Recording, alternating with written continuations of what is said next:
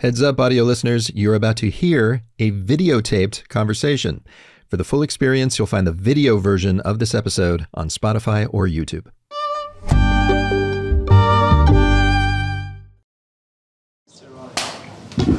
What an honor to be slated in by the great Wim Wenders.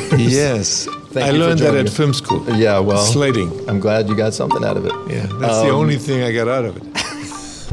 That's director Wim Wenders. And yeah, from his Cannes-winning 80s films like Paris, Texas, to his Oscar-nominated documentaries about everyone from dancers to the Pope, he's come a long way since film school. Wenders' work was all over this year's Cannes Film Festival. He had a new feature in competition and premiered a new documentary.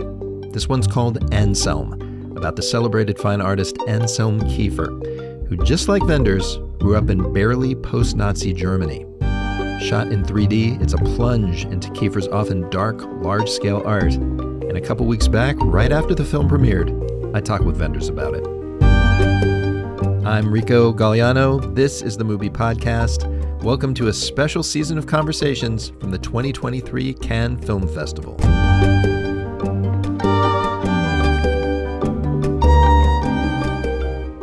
This is episode 1, Wim Wenders on Anselm. First of all, thank you for joining us. It's an honor. Anselm, an incredible film. Let me start by, this is a pretty heavy first question, but I had to say it. So also in this festival, we have a film called Occupied City, Steve McQueen. This is a movie about Amsterdam in the wake of the Holocaust. We have Zone of Interest, Jonathan Glazer. Tonight. Yes, which is also about... I have tickets. Me too. Maybe I'll see you there.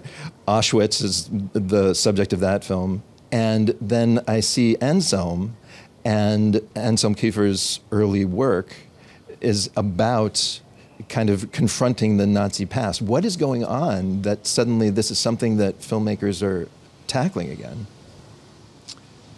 Well, one of the great things about movies are that they're a precious instrument about forgetting. Because history is something we can learn so much from.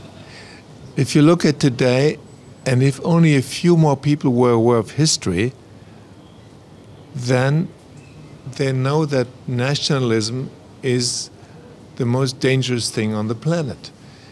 But a lot of people don't know history, and they give a flying something about history. So history and movies that deal with history are enormously important for our survival and our culture, and I'm happy that movies have that ability to remind us. I'm happy. Was that your main rationale for taking on this subject matter? No. This man, Anselm Kiefer, he can paint anything. He can paint actually everything. He can paint the universe, and he can paint atoms, and he can paint the Big Bang, and he can paint history, and he can paint you and me, and myth and astronomy and everything. He's not afraid to paint the life, all of it. And because he's a painter of everything, I thought it'd be great to put the audience in front of the whole scope of his work and have them have an experience. I've noticed you like making documentaries about artists. I'm thinking specifically of Pina. I'm thinking of... The Pope. The Pope is a great artist. Yoji Yamamoto, am I remembering the name correctly? Oh, yeah. As an Yoji artist, Yamamoto? Yeah, that's the one. Good. As an artist, making films about other artists, why do you want to tackle that? That is a good question. There's not many adventures left, I feel, on this planet, because wherever you go, somebody has been and made a movie there. But the human mind is a great adventure, and artists are some of the most adventurous people on the planet. And to find out how they do it. How did Pina move me to tears more than any movie ever? And there was just two people on stage, and she moved me to tears. I want to know how she did it. And with Yoji, the stuff, his clothes, you become a different person if you wear them. I want to know, how does he do it? How does he put your biography into a suit? After you make these films, do you feel like you take a part of their art and put it into yours? I know more about how to live And sometimes I find out amazing things, because for me, films are a way to find out something.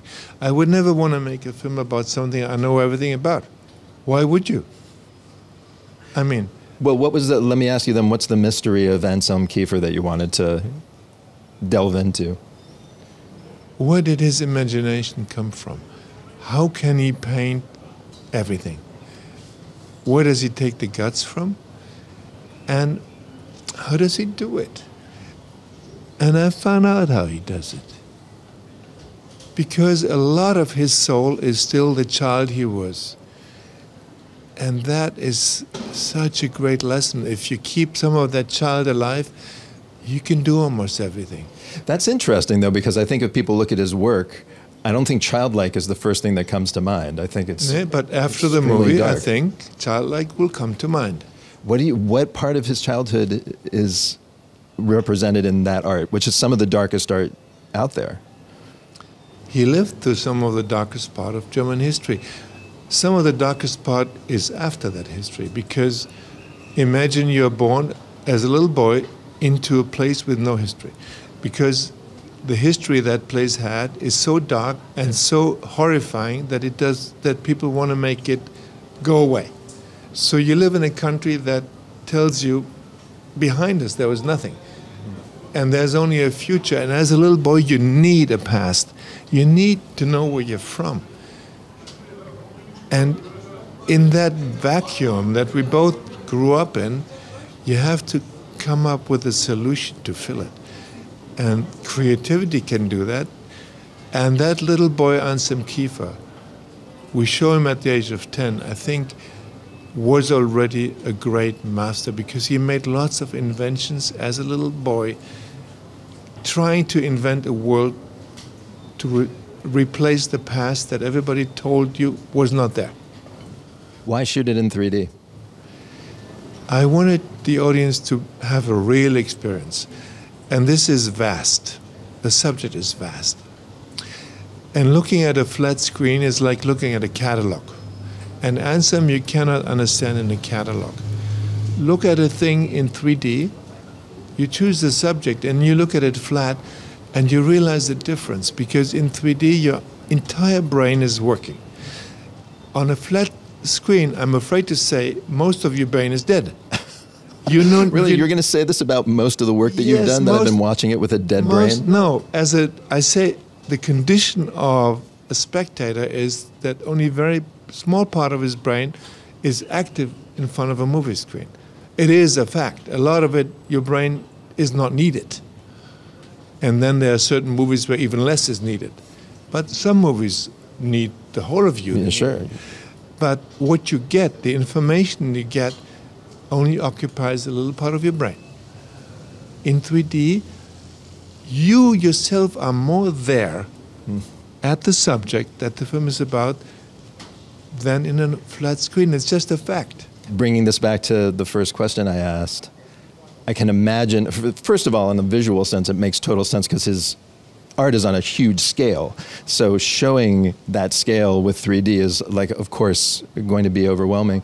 But also, emotionally, if you're being put into the art that he did early on, if you're being more fully put into it, which is all about remembering, which is about not forgetting history, I mean, is your hope that people feel that more?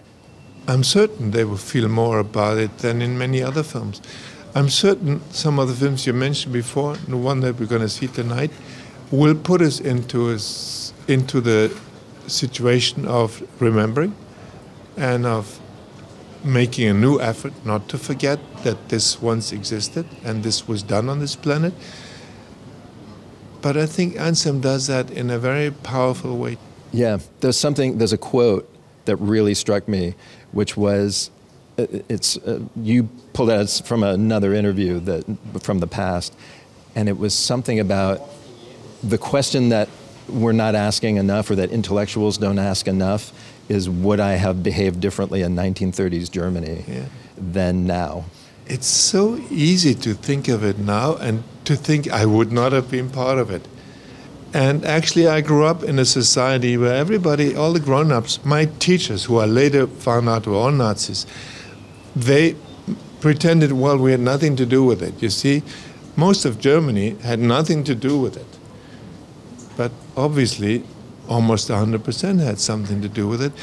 And if you judge it today, and if you are confronted with it today, most people said, well, especially intellectuals, include us out. We would have not been tempted. You see, we would have been against it. But it's baloney. Most people in 1930, a lot of German intellectuals were all for it. And a lot of intellectuals today would be tempted and are, in fact, tempted by nationalism. Yes, they are. And I mean, I hate to draw the direct parallel, but I mean, it feels like there might be a reason for bringing people's attention to that at this particular moment of, let's say, world history. All power to cinema that does that, because we live in dark times and we live at a moment in history when nationalism is raising its ugly head everywhere, and cinema is a great antidote. Yes. Wim Wenders, his movie Anselm is one doc you will want to see in 3D on a big screen. Look for it in theaters soon. Meanwhile, this episode of the MUBI podcast was hosted and written by me, Rico Galliano. Kira McKenniff is our booking producer. Sean Holdsworth edited the show, and Michelle Cho is our supervising editor. Yuri Suzuki composed our theme music. Our intrepid camera crew in Cannes included Cedric Azar, Alice Deplat, Rob Godfrey, Solal Kulol, and Matis Toti. Special thanks to MUBI's team in Cannes, Elodie Fagan, Eric Eisenberg, Sam Leder, Elias Malki, and Josefina Perez Portino. This series is executive produced by me, along with John Baranachea, F.A. Checarel, Daniel Kasman, and Michael Taka. If you love the show, tell the world by leaving a 5-star review wherever you watch or listen. And of course, to stream the best in cinema, head over to MUBI.com to start watching. Next episode, I talk to Brazil's great Cannes-winning filmmaker Kleberman Doce Filho. Till then, remember, you are all Palme d'Or winners to me.